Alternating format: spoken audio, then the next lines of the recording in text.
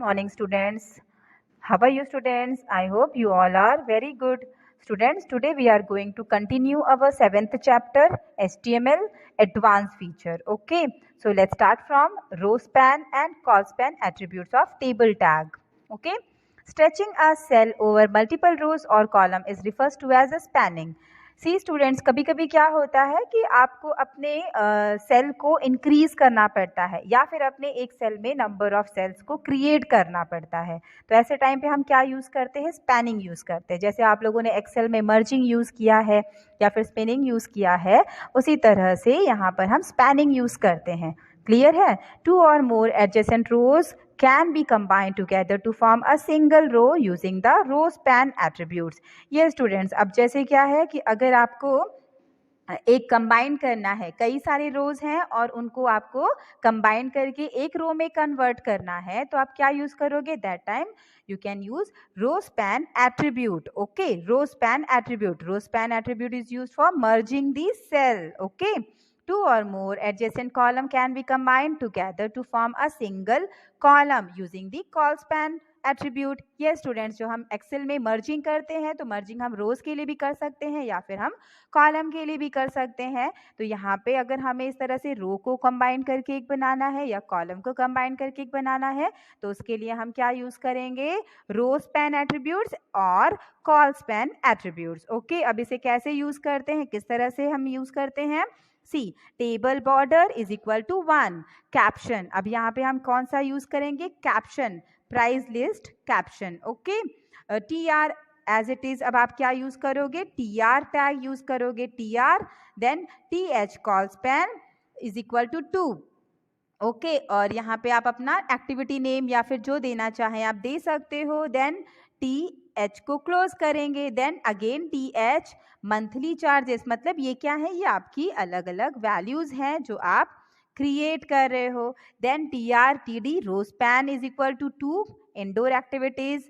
ठीक है, सी आपने यहाँ देखा बेटा कि आप लोगों को प्राइस लिस्ट क्या है? ये आपका एक हेडिंग है आपके टेबल के लिए। ओके, इसको आप कैप्शन दे सकते हो, मतलब एक आप अपने टेबल के लिए प्रॉपर हेडिंग दे सकते हो। ठीक है, देन आपका क्या है? Activity names. अब एक्टिविटी नेम्स जो है वो आपका कहाँ आएगा? आपने उसको इस तरह से सेट किया है अपर में। ठीक है, देन मंथली चार्जेस आपने क्या किया? एक बहुत बड़ा सा सेल था, उसमें एक छोटा सा सेल बना के उसमें मंथली चार्जेस ऐड किया है। तो ये किससे करते हैं हम लोग? टी एच टैग से करते हैं। ओके, क्लियर है? टेबल हेडिंग उसको कह सकते हो आप, इजंट इट? नेक्स्ट है टी आर टी डी। अब टी आर में टी डी रो स्पैन देना है। जैसे आप रो स्पैन देखेंगे ना, यहाँ पे एक सेल को कई सेल में कन्वर्ट किया है। अगर आपको कई सेल को एक सेल बनाना है तब भी आप रो स्पैन यूज करोगे या कॉल स्पैन यूज करेंगे। और उसी तरह से अगर आपको एक सेल में नंबर ऑफ सेल क्रिएट करना है तो भी आप row span and col span use करोगे। आपको डिफाइन करना है कि आप एक सेल में कितने बनाने वाले हो। ठीक है, तो यहाँ पे देखो row span is equal to 2 दिया है। अगर आप चाहें तो आप 3 भी दे सकते हो। क्लियर है? ठीक है, नेक्स्ट है आपका इसी तरह से इंडिया डांस भी आप देखिए कहाँ दिया हुआ है। इंडिया डांस उसकी वैल्यू है। क्लियर है? रो स्पैन आपने दिया है ना 2, तो 2 आपके अलग अलग रोज क्रिएट हो गए हैं और इन 2 रो को आप अलग से वैल्यू प्रोवाइड कर रहे हो। तो कैसे प्रोवाइड करोगे? Using T D tag, T D for table data. Okay, तो India dance, then again T D close करेंगे। नेक्स्ट सेल की वैल्यू आपने 250 डाली हुई है। ओके, तो इसे वापस आप opening and closing T D tag में लिखेंगे। तो ये क्या हुआ? आपका एक ये रो तैयार हो गया है। ठीक है, नेक्स्ट रो क्रिएट करने के लिए अगेन आप टी आर ओपन करेंगे, देन टी डी में आप रो स्पैन दे सकते हो कि अगर आपको 2 चाहिए या 3 चाहिए। ठीक है, नेक्स्ट आप उसकी वैल्यू प्रोवाइड करेंगे, देन टी डी के थ्रू आप उसके डेटा सेट कर सकते हो सेम। और इसी तरह से आप इन स्टेप को बार बार रिपीट करोगे जितने आपको रोज स्पैन्स या फिर रोज क्रिएट करना है। ओके, तो इस तरह का आपका आउटपुट दिखाई देगा कुछ। क्लियर है? तो आप ये रो स्पैन मतलब आपने क्या किया है? एक सेल में डबल सेल क्रिएट किया है। इसी तरह से अगर आपको डबल सेल को एक सेल क्रिएट करना है, that time also you can use row span या फिर col span. Depends on you कि आप किस में रो में करना चाहते हो या फिर आप कॉलम में करना चाहते हो, isn't it? Next is HTML marquee. अब HTML मार्क्यू क्या है? ये एक एनिमेशन टाइप होता है जो आपके कंटेंट को, आपके पीस ऑफ टेक्स्ट को या फिर आपकी किसी पिक्चर को प्रॉपरली मूव करता है लेफ्ट टू राइट, या फिर आप उसको वर्टिकल टू हॉरिजॉन्टल या हॉरिजॉन्टल टू वर्टिकल भी कर सकते हो। ठीक है। An HTML marquee is a scrolling piece of text displayed either horizontally across or vertically down your web page depending on the setting। आप जिस तरह से सेटिंग करते हो उस तरह से ये स्क्रोल करता है। कैसे क्रिएट करते हैं? With the help of marquee tag. इसको हम कैसे क्रिएट करते हैं? Marquee tag. और ये हमें कुछ स्पेशल इफेक्ट्स प्रोवाइड करता है। Isn't it? इसका सिंटैक्स क्या होता है? Marquee then attribute name. आप अपना एट्रीब्यूट नेम दे सकते हो कि आपको लेफ्ट टू राइट देना है, वर्टिकल टू हॉरिजॉन्टल या फिर horizontal to vertical, depends on you. Okay, तो आप यहाँ पे एट्रीब्यूट नेम दे सकते हो, देन एट्रीब्यूट वैल्यू दे सकते हो। Isn't it? ओके, नेक्स्ट है, अब इसे कैसे एग्जीक्यूट करते, किस तरह से करते हैं? For example marquee, this is basic example of marquee and then marquee close. See students, attribute is not compulsory. कोई भी वहाँ पे कंपल्सरी नहीं होता है।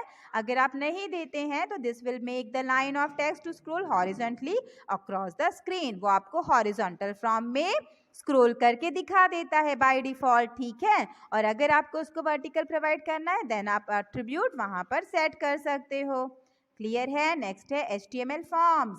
HTML फॉर्म्स हम लोग अगर बेसिकली एक फॉर्म क्रिएट करने के लिए भी यूज करते हैं जिसमें कि number of labels, text, field etcetera इस तरह की चीज़ें अवेलेबल होती है। अगर हमें कोई फॉर्म क्रिएट करना है, name, roll number, application address, contact number, इस तरह से कोई फॉर्म क्रिएट करना है तो हम HTML फॉर्म से एक वेब पेज पर क्रिएट कर सकते हैं। जैसे आपने देखा होगा ना, साइन अप या साइन इन करते हो तो साइन अप करते वक्त आपके सामने एक फॉर्म आता है, फेसबुक पे अकाउंट का फॉर्म आता है या फिर आपके जीमेल अकाउंट का फॉर्म आता है। तो ये जो फॉर्म डिजाइंड है बेसिकली ये HTML फॉर्म्स के थ्रू डिजाइन किया जाता है। Okay, when you want to collect the some data from the site visitor, जो साइट विजिट कर रहा होता है आपका, उसकी अगर किसी डेटा को आपको सेट करना है, स्टोर करना है, कलेक्ट करना है, तो आप क्या करते हो? During user registration you would like to collect information such as name, email address, credit card etcetera. अब क्या होता है, जब रजिस्ट्रेशन कोई करता है आपकी साइट पर तो आप उसके कुछ इन्फॉर्मेशन को कलेक्ट करके रख लेते हो। ओके, सो किस तरह से करते हैं? With the help of forms. Okay, a form will take input from the site visitor and then will post it to back end application such as CGI, ASP script और PHP स्क्रिप्ट एक्सेट्रा। बच्चों आप लोग ध्यान देना, ये web applications बनाने के अलग अलग लैंग्वेजेस हैं। ठीक है। अब वेब पेज डिजाइन करने के लिए तो आप HTML यूज करते हो, बट इनके बैकएंड में कोई काम होता है, कोडिंग होती है, अलग से लैंग्वेजेस होते हैं जो इस एप्लीकेशंस को बनाते हैं, जो आपके वेबसाइट्स को बनाते हैं। ओके, तो ये एप्लीकेशंस होते हैं बैकएंड वाले, ASP स्क्रिप्ट और PHP स्क्रिप्ट। ओके, तो आपका यहाँ पे क्या होता है, वेब पेज पे क्या होता है, आपके डेटा को कलेक्ट करने का काम करता है, इनपुट लेने का काम फॉर्म करता है और फिर इन डेटा को वो कहाँ देता है? बैकएंड में भेज देता है और बैकएंड में ये सारे एप्लीकेशंस उनके ऊपर काम करते हैं। Okay, the backend application will perform require processing on the past data. फिर जो डेटा आता है इसके ऊपर कोई काम करना है, प्रोसेस करना है, तो ये सब कुछ काम किसका होता है? बैकएंड का। ठीक है। Okay, this language is not in your syllabus so no need to explain more. Okay, कोई ज़्यादा एक्सप्लेनेशन की ज़रूरत नहीं है यहाँ पे। Okay, based on defined business logic inside the application it has the syntax. अब इसको कैसे बनाते हैं? Form action is equal to script URL method get post. Get मतलब इनपुट लेने के लिए और पोस्ट मतलब सेंड करने के लिए होता है। ठीक है। अब ये कैसे बनता है? जैसे कि इस तरह का डिजाइन किया जाता है इसको। सी कैसे करते हैं हम लोग? फर्स्ट नेम मतलब जो दिखाई देगा आपको, देन इसके लिए हम लोग टैग यूज करते हैं input type. Okay, input type is equal to text. क्यों? क्योंकि आपको इसमें टेक्स्ट राइट करने के लिए एक्सेसिबिलिटी प्रोवाइड करना है। सिमिलरली इनपुट टाइप टेक्स्ट और लास्ट नेम, मतलब फर्स्ट नेम और लास्ट नेम दोनों के लिए ही टेक्स्ट वैल्यू चाहिए, तो इसलिए आप एट्रीब्यूट की वैल्यू टेक्स्ट देंगे। तो इस तरह से आपका एक फॉर्म क्रिएट हो सकता है। Isn't it, students? Here our chapter is finished and I hope you all understood this chapter. And if you get any problem, any query related to this chapter, then we will discuss or you can ask me at the time of Zoom class. Okay, students? So We will meet in next video session with new chapter. Till that time, take care of yourself. Bye bye.